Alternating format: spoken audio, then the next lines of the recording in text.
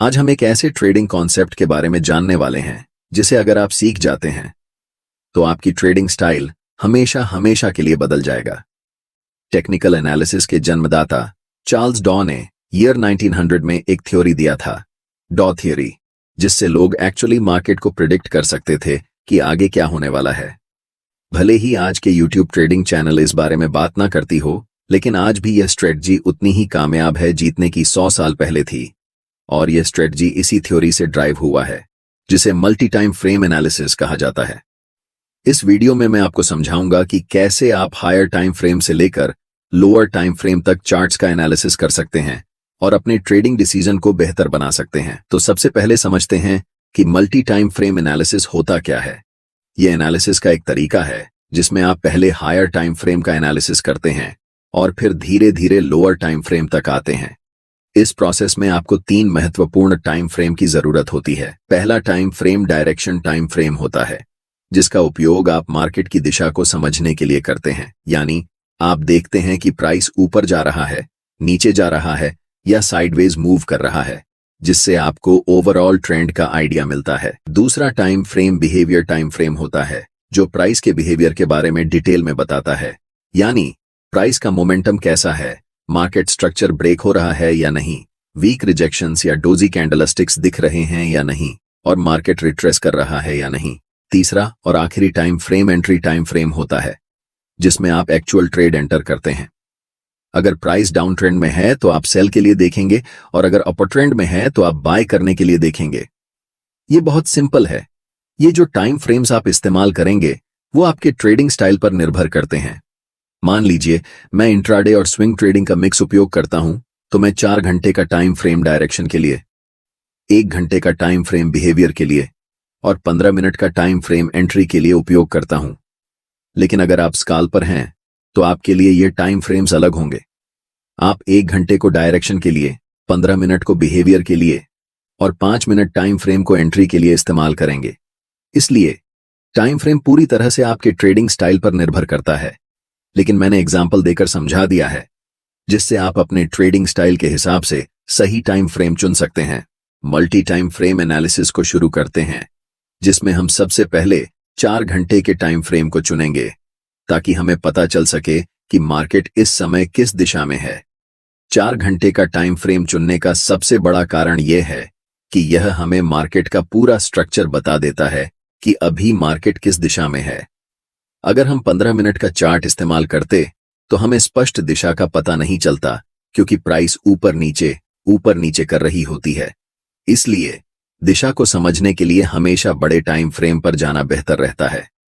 आप में से ज्यादातर लोग इस चार्ट को देखकर कंफ्यूज हो सकते हैं कि यहां प्राइस क्या कर रही है और हमें कैसे ट्रेड लेना चाहिए, बाय करना है या सेल करना है या फिर अभी ट्रेड नहीं करना है। लेकिन यह गलत तरीका है चार्ट्स को देखने का, क्योंकि हम एक इंट्राडे या स्विंग ट्रेडर हैं। हमें बहुत पुराने चार्ट्स को नहीं देखना चाहिए। हमें यह ऑब्जर्व करना है कि हाल के समय में मार्केट की प्राइस कैसे बिहेव कर रही है। अगर हम ऐसा करने लगें तो हमारे चार्ट्स पर बहुत सारे सपोर्ट और रेजिस्टेंस लाइंस बन जाएंगी, जिससे आपका चार्ट बहुत जटिल हो जाएगा और आप ट्रेडिंग डिसीजन नहीं ले पाएंगे। सोचिए, अगर आपके चार्ट्स पर इतनी सारी लाइंस हों तो आप कैसे समझेंगे कि इस समय प्राइस क्या कर रही है। 4 घंटे के टाइम फ्रेम में हमारा चार्ट बिल्कुल स्ट्रॉन्ग अपर ट्रेंड में दिखाई दे रहा है और इस समय प्राइस कंसोलिडेशन कर रही है। इस कंसोलिडेशन जोन का सबसे पहले हम हाई मार्क करेंगे और फिर कंसोलिडेशन जोन का लो मार्क करेंगे। चार्ट्स पर इन दोनों लाइंस को बनाकर हम वेट करेंगे। सबसे पहले हम मार्केट को डिसाइड करने देंगे कि उसे किस दिशा में जाना है। इस समय मार्केट दोनों तरफ जा सकती है, या तो अपना ट्रेंड कंटिन्यू कर सकती है या फिर यहां से रिवर्स डाउन कर सकती है। अगर मैं इस समय लाइव ट्रेड में होता तो मैं पहले 4 घंटे के टाइम फ्रेम में कैंडलस्टिक को इन दोनों लाइंस के बाहर क्लोज होने का इंतजार करता। तभी हम डिसाइड करते कि हमें बाय करना है या सेल। अगले कुछ कैंडल्स में प्राइस लोअर लो के नीचे कैंडल क्लोज करती है। ऐसे समय में ज्यादातर नए ट्रेडर्स सेल पोजीशन में एंटर करते हैं। मैं चाहता हूं कि आप ध्यान से देखें कि इसके बाद प्राइस क्या करती है। अगले ही कैंडल में एक बड़ी ग्रीन बुलिश कैंडल बनती है। अब जो मैं आपको बताने वाला हूं उसे ध्यान से सुने, क्योंकि ये चीज आपकी ट्रेडिंग स्टाइल को हमेशा के लिए बदल सकती है। मैं आपको एक सीक्रेट टिप दे रहा हूं, बिल्कुल फ्री में। अभी चार्ट्स 4 घंटे के टाइम फ्रेम में हैं और हम देख सकते हैं कि ये एक स्ट्रॉन्ग अप ट्रेंड है।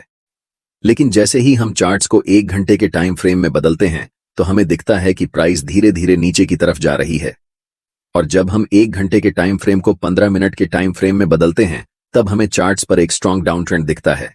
ये बात आपको कंफ्यूज कर सकती है कि 4 घंटे के टाइम फ्रेम पर प्राइस अप ट्रेंड दिखा रही है, लेकिन 1 घंटे और 15 मिनट के टाइम फ्रेम में प्राइस डाउन ट्रेंड शो कर रही है। ऐसा क्यों हो रहा है, इसे समझिए। जब प्राइस 4 घंटे के टाइम फ्रेम में थी तो लास्ट कुछ कैंडल्स में प्राइस रिट्रेसमेंट या पुलबैक ले रही थी। इसी पुलबैक को छोटे टाइम फ्रेम में देखने पर यह हमें डाउन ट्रेंड जैसा दिखाई देता है। एक बात हमेशा याद रखें, हायर टाइम फ्रेम हमेशा छोटे टाइम फ्रेम के ट्रेंड से ज्यादा मजबूत होता है।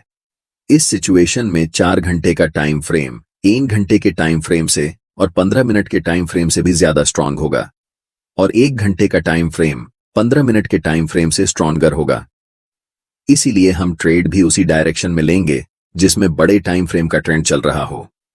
चूंकि 4 घंटे के टाइम फ्रेम का ट्रेंड अप ट्रेंड है, इसलिए हम बाय पोजीशन बनाने वाले हैं। अभी चार्ट्स 15 मिनट के टाइम फ्रेम में हैं और इस चार्ट्स में हमें तुरंत बाय ट्रेड में एंट्री नहीं करनी है, क्योंकि प्राइस का मोमेंटम अभी भी डाउनसाइड की तरफ ही है।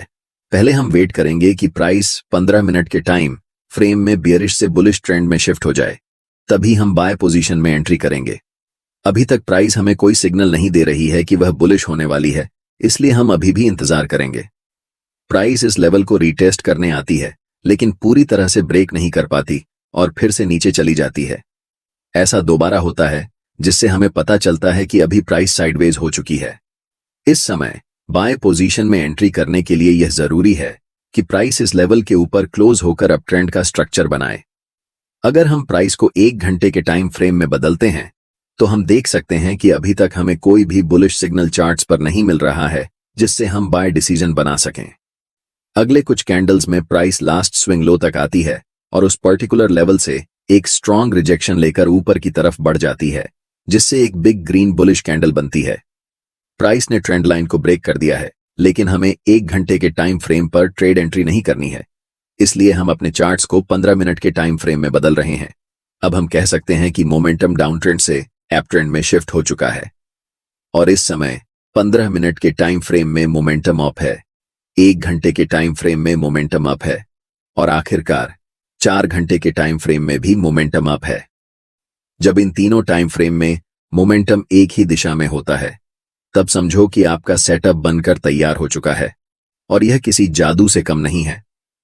हमेशा याद रखें, कभी भी जल्दबाजी में ट्रेड नहीं करना चाहिए।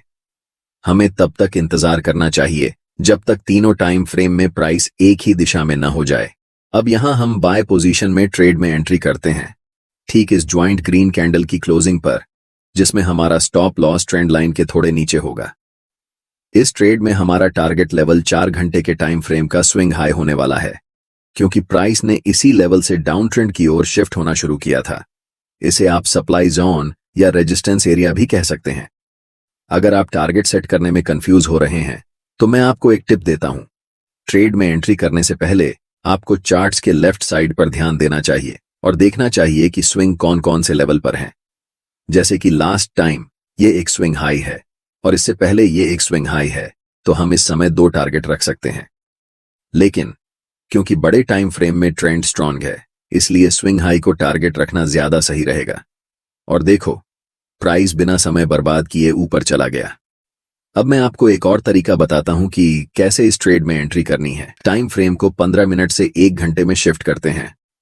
अब प्राइस अपने हाई के आसपास है और अगर आप यहां बाय पोजीशन में ट्रेड एंट्री करते हैं तो आपका स्टॉप लॉस काफी नीचे होना पड़ेगा, जिससे आपका रिस्क रिवॉर्ड रेशियो खराब हो जाएगा। इसलिए हमें तुरंत ट्रेड में एंट्री नहीं करनी है, बल्कि प्राइस को पहले रिट्रेस होने देना चाहिए इस लेवल तक। प्राइस रेड कैंडल बनाते हुए नीचे आती है और इस लेवल को टच करती है, लेकिन आप तुरंत यहां पर एंट्री नहीं ले सकते। अगर आप यहां एंट्री लेते हैं तो आप बस अनुमान लगा रहे हैं कि प्राइस ऊपर जाएगा, लेकिन प्राइस बहुत अनिश्चित होता है। चाहे कितना भी महत्वपूर्ण लेवल क्यों ना हो, वह कभी भी ब्रेक हो सकता है या फिर उस लेवल को रिस्पेक्ट नहीं कर सकता है। इसलिए हम इंतजार करते हैं कि मार्केट पहले कंफर्म हो जाए कि वह किस दिशा में जाने वाली है, उसके बाद ही हम ट्रेड में एंट्री करेंगे। आप अगर अपनी इच्छा के अनुसार ट्रेड करेंगे तो यह एक खतरनाक तरीका हो सकता है। कभी भी मार्केट में सरवाइव नहीं कर सकते हैं, चाहे आपके पास कितना भी कैपिटल क्यों ना हो। अधिकतम एक सप्ताह लगेगा और आपका कैपिटल डूब जाएगा। इसलिए हमेशा कंफर्मेशन का वेट करना चाहिए। अब प्राइस को 15 मिनट के टाइम फ्रेम पर शिफ्ट करते हैं। अगर आप देख रहे हैं कि प्राइस अभी भी डाउन ट्रेंड में है, तो हमें कुछ नहीं करना चाहिए। जब तक हमें इस लेवल के ऊपर एक स्ट्रॉन्ग ग्रीन कैंडल के साथ प्राइस क्लोज नहीं कर जाती, तब तक इंतजार करना जरूरी है। एक बार फिर प्राइस प्रीवियस स्विंग लो को ब्रेक करती है और अगले कुछ कैंडल में एक स्ट्रॉन्ग ग्रीन कैंडल बनाते हुए ऊपर की तरफ जाती है और इस लेवल के ऊपर स्ट्रांगली क्लोज हो जाती है। यहां पर एक कारण है कि प्राइस इसी पार्टिकुलर लेवल से रिवर्स क्यों हुआ। जैसे ही हम चार्ट्स को बड़े टाइम फ्रेम पर शिफ्ट करते हैं, तो चार्ट्स के लेफ्ट साइड में एक डिमांड जोन नजर आता है।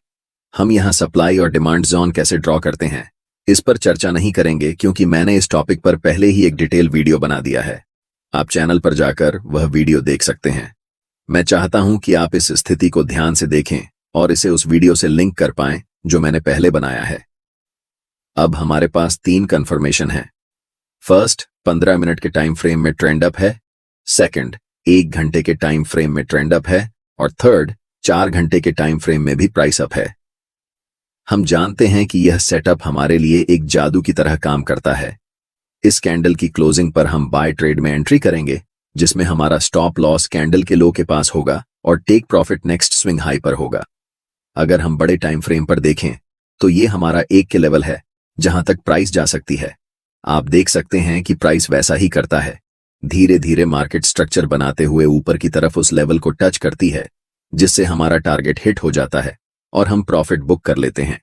यह ट्रेडिंग स्ट्रेटेजी मेरे लिए सबसे अच्छा काम करती है, क्योंकि मैं एक इंट्राडे के साथ साथ स्विंग ट्रेडर भी हूं। लेकिन जब आप इस स्ट्रेटेजी को उपयोग में लाएंगे, तो अपने ट्रेडिंग स्टाइल के अनुसार टाइम फ्रेम को चेंज कर सकते हैं।